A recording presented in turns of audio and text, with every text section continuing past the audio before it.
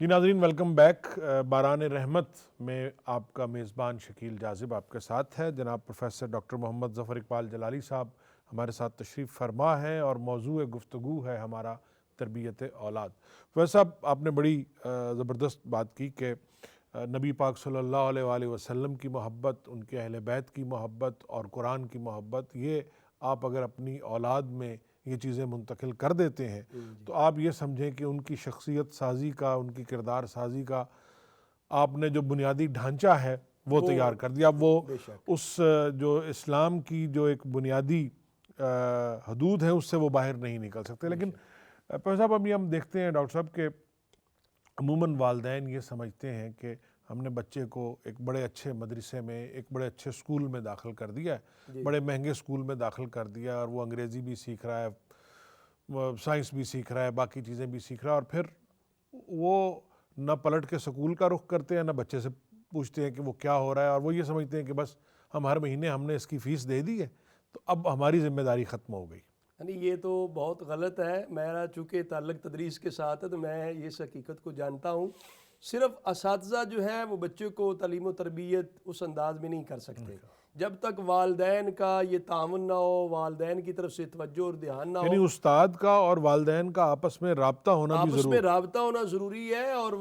والدین کو چاہیے پھر اس کی رپورٹ اور اس کا کوئی نتیجہ بھی دیکھیں کہ اولاد کس طرف جا رہی ہے تعلیم پر، تو کیا پڑھ رہی ہے، کیا سیکھ رہی ہے۔ اگر والدین توجہ نہیں دیتے تو پھر صرف جو ہے وہ درسگاہیں بھی وہ رزلٹ نہیں دے سکتی۔ اس وجہ سے ضروری ہے، آج کل تو جو سوشل میڈیا کی وجہ سے تیزی آ گئی، بڑا خطرناک بہت خطرناک حد تک آ گیا۔ میں تو سمجھتا ہوں اس میں پھر صرف یہ تعلیم گاؤں میں بھیج کر اکتفا کر جانا یہ بھی غلط ہے۔ اب تو گھر کے ماحول کے اندر بھی نگاہ داشت رکھنا پڑے گی۔ جتنا اگر چمن کے پھول چاہتے ہیں نا وہ کھل کے رہیں اور چہچہاتے رہیں اور ماحول بارونق رہے، بہار والا رہے، تو اس کے لیے پھر وہ مالی جو ہے وہ بھی محنت کرتا ہے، وہ ہر طرح کے خزاں کے اثرات سے روکتا ہے، پانی دیتا ہے، رکھوالی کرتا ہے، جڑی بوٹیاں اگ رہی ہوتی ہیں انہیں وہ تلف کرتا ہے۔ اسی طرح پھر آج دیکھنا ہوگا کہ بچوں کے ہاتھوں میں موبائل تو دے دیا، لیکن وہ موبائل کا استعمال کیسے کر رہے ہیں، وہ کیا چیزیں دیکھتے ہیں۔ پہلے میں جو ہوتی تھی وہ بھی اگر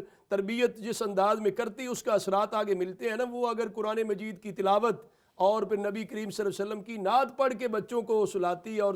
تربیت کے اندر رکھتی تھی تاکہ ان کے کانوں کے اندر اللہ تعالیٰ اور اس کے رسول صلی اللہ علیہ وسلم کا نام مبارک جائے، تو اس کے آگے اثرات بھی ہوتے تھے اولاد پر۔ کتنے ایسے واقعات ملتے ہیں ہمارے بزرگان دین کے کہ وہ جب دنیا میں آئے ہیں تو اللہ تبارک و تعالیٰ نے ان کو یہ اعزاز بخشا کہ وہ 10 پارے 15 پارے قرآن مجید کے حفظ ہوتے ان کو، تو وہ باقاعدہ طور پہ اس پہ آج کی جدید سائنس بھی مانتی ہے کہ وہ والدہ ان کی جتنے پارے وہ پڑھتی جاتی وہ اس کے اثرات ہوتے وہ سن کے۔ تو ہمیں آج اپنے بچوں کو بھی دیکھنا چاہیے کہ ان کو ہم اگر یہ اچھی چیزیں سکھائیں گے تو اس کے اچھے اثرات ہوں گے۔ تو اگر وہ ہم ایکٹریس اور اس طرح کی چیزیں ان کو ہم ڈرامے اور ویڈیوز ایسی گیمیں دے کے ہم سمجھے کہ چلے ہمارے چھٹکارا ہو جائے، تو اس طرح پھر والدین جو ہے وہ حق تربیت یا اولاد کے جو حقوق ہیں وہ ادا نہیں کر پا رہے، پھر وہ اولاد نیک بھی نہیں ہوتی، اولاد کو اپنے والدین کے ساتھ وہ انس بھی نہیں ہوتا، پیار بھی نہیں ہوتا، پھر یہ والدین شاکی ہوتے ہیں، شکوہ کرتے ہیں جی اولاد اچھی نہیں ہے، وہ احترام نہیں کرتی۔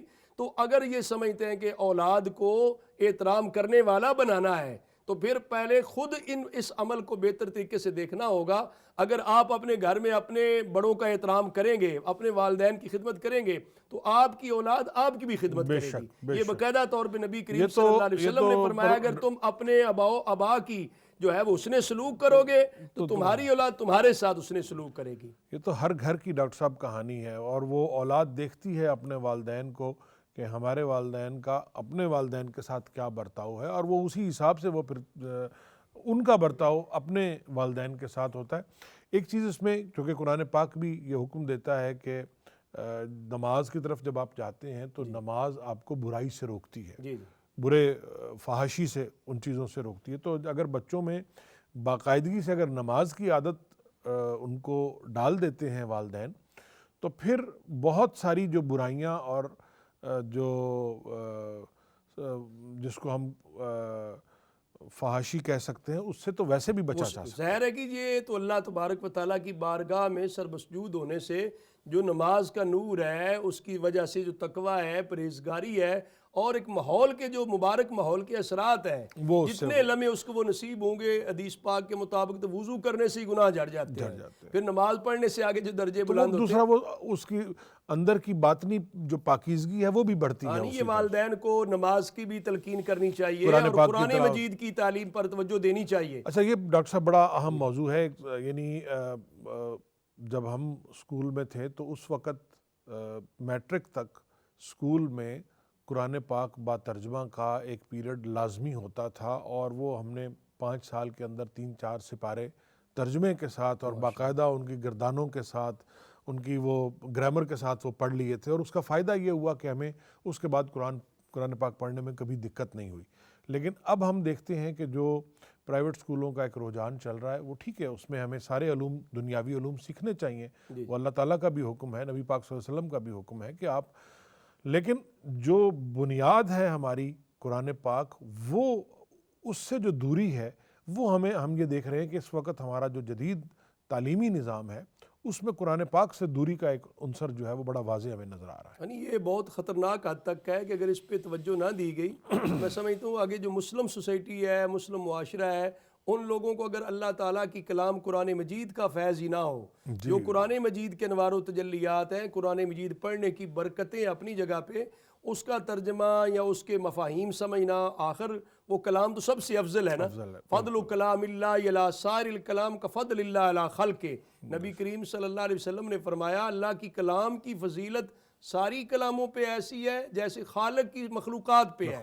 اب جو خالق کائنات کی عظمت اور شان ہے اس کی کلام کی بھی عظمت اور شان ہے، تو اس سے فیض یاب ہونے کے لیے ضروری ہے والدین اس پہ توجہ دیں. اور حدیث شریف کے اندر آتا ہے کہ جو خود اپنی اولاد کو ناظرہ قرآن مجید پڑھا دیتا ہے، غفر لہ ما تقدم من ذنبہ، اس کے اللہ تبارک و تعالیٰ گزشتہ گناہوں کو معاف فرما دیتا ہے. اسی طرف آتے ہیں کہ جو اولاد کی اچھی تربیت ہے اس کا اجر و ثواب کیا ہے؟ اجر و ثواب بھی بہت سارا ہے. اور اس کے اندر یہ جو ماحول ہے نا، اپنے بچوں کے ساتھ لاڈ کرتے کرتے ان کو غلط قسم کے الفاظ، جملے پھر خود سکھائے جاتے ہیں، گالیاں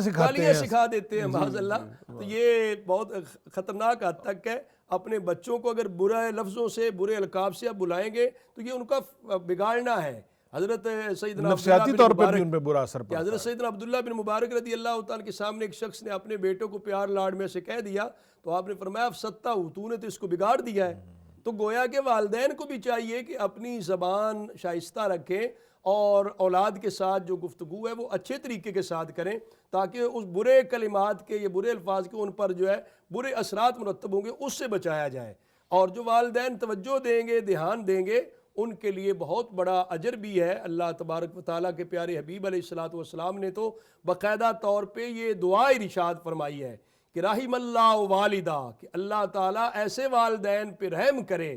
اعان ولد ولا بر، جو اپنی اولاد کو نیکی کی تعلیم دیتا ہے، نیکی سکھاتا ہے، اور اچھائی پر اور اچھی تربیت کے لیے جو جدوجہد کرتا ہے، جتنی محنت کرتا ہے، کوشش کرتا ہے، اللہ تعالیٰ نے ان والدین کے لیے، اللہ کے رسول صلی اللہ علیہ وسلم نے اللہ کے حضور یہ دعا کی ہے کہ اللہ تعالیٰ ان پہ رحم کرے. تو جب نبی کریم صلی اللہ علیہ وسلم کی دعا مبارک ہے تو یقیناً رب کی بارگاہ میں وہ مقبول ہے. جو والدین جدوجہد اور کوشش کے ساتھ اس بات کا خیال رکھتے ہیں کہ ہم نے اپنی والدین کی، اپنی اولاد کی جو ہے تربیت اچھی کرنی ہے، یقیناً ان کو اللہ تعالیٰ کی طرف سے اس پر بہترین اجر بھی ملے گا. تو لہٰذا ہر ایک کو ہی چاہیے کہ اپنی اولاد کی تربیت پر، ان کی اچھی تعلیم پر پوری توجہ دے، اور معاشرے کے اندر جتنے بھی مفسدات، بگاڑنے والی عادات ہیں، بگاڑنے والا ماحول ہے، اچھی مجلس اور اچھی صحبت کا بھی خیال رکھا جائے. جس طرح آج تو وہ موبائل کے اندر جو چیزیں ہیں اس پر ہی نظر رکھنے کی، کڑی نظر کی ضرورت ہے. اور پھر ان کے جو دوست احباب ہیں، ان کی مجلس ہے،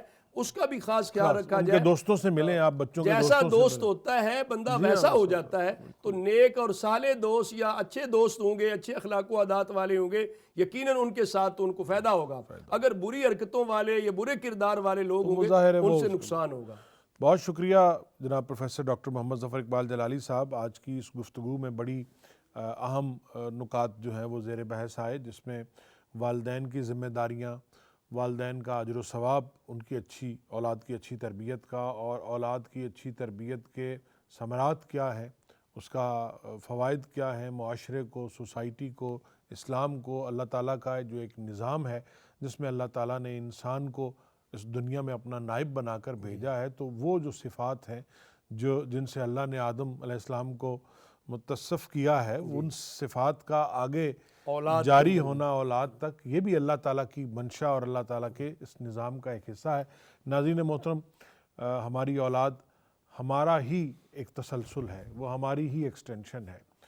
اچھی اولاد، اچھے کردار کی حامل اولاد ہوگی تو اس کے والدین کو اس کا کریڈٹ جائے گا، اس کے والدین کی تعریف ہوگی، اس کے والدین، اس کے خاندان کے بارے میں لوگ اچھی بات کریں گے۔ اگر اولاد میں کوئی خدا نخواستہ ایسی خامی، ایسی کجی آئے گی تو اس کا ذمہ دار بھی اس کے والدین کو ٹھہرایا جائے گا۔ بحیثیت والدین یہ ہماری ذمہ داری ہے کہ ہم اپنی اولاد کو نہ صرف ان کی ضروریات کا خیال رکھیں، انہیں اچھی تعلیم و تربیت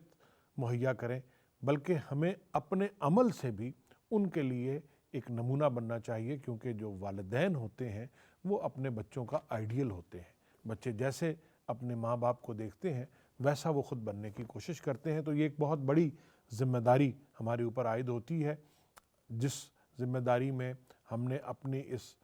معاشرے کو، اپنی سوسائٹی کو ایک بہترین معاشرہ اور ایک بہترین سوسائٹی میں ڈھالنا ہے۔ اللہ تعالیٰ ہم سب کو یہ توفیق عطا کرے کہ ہم اس کے احکام کے مطابق، نبی پاک صلی اللہ علیہ وسلم کی تعلیمات کے مطابق ہم اپنی اولاد کی تربیت کر سکیں۔ میں جناب پروفیسر ڈاکٹر محمد ظفر اقبال جلالی صاحب کا شکر گزار ہوں، اور اس کے ساتھ ہی آپ اپنے میزبان شکیل جاذب کو باران رحمت سے اجازت دیجیے۔ اپنا بہت خیال رکھیے۔ اللہ حافظ۔